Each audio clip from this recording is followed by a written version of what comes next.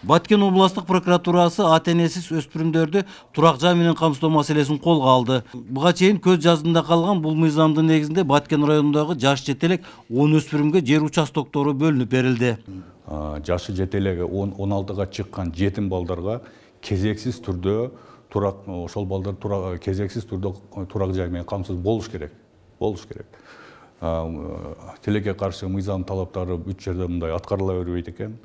Бул ишти биз баштап текшерүүлөрдү уюштуруп, натыйжасында мына акимге сунуш берип, госрегистр, кадастрларга прокурорлук чара сунуштарды берип, ушул ишти жылдырып атабыз азыр. Бүгүнкү күндө мына 10 балага өзүңүздөр көрдүңүздөр, 10 жетим балага 16 жашка чыккан ошол жер тилкелерине бекер түрүндө бөлүп бердик. Областын прокурору Нуркамал Бурхановдун маалыматтарына таянсак, тагдырдын сыноосуна кабылган мындай улан кыздарга жардам катары алган жерлер үчүн мамлекеттик акттагы акысыз берилди. Баарыбызга белгилүү мамлекеттик услугалар бар, алар баардыгы эле платный болот. Өзү кызыл китепти алыш үчүн тийиштүү акча каражат төлөнүш керек. Бирок биз госрегистрдин кызматкерлери менен сүйлөшүп, алардан суранып, ушул жетим балдар экен деп, аларга бекер жасатып бердик.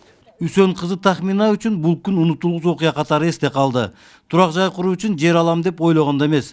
Прокуратуранын сунушу менен жергиликтүү бийлик чакырып, жер участокторун бөлүп бергенден кийин адилет мыйзам биз үчүн да иштейт тура деп сүйүнүп турган чагы. Жер ала албай 1 жылдан бери жүргөнмүн. Анан прокуратура тарабынан чоң күтүлбөгөн белек болду. Чоң рахмат, ыраазычылык билдирем. Бизге канчалык жардам берсе, ушун канча адам жардам берген болсо, канчалык жардам берген болсо, Аллахтан мындан дагы көп жакшылыктар берилсин деп Кудайдан суранып кетем.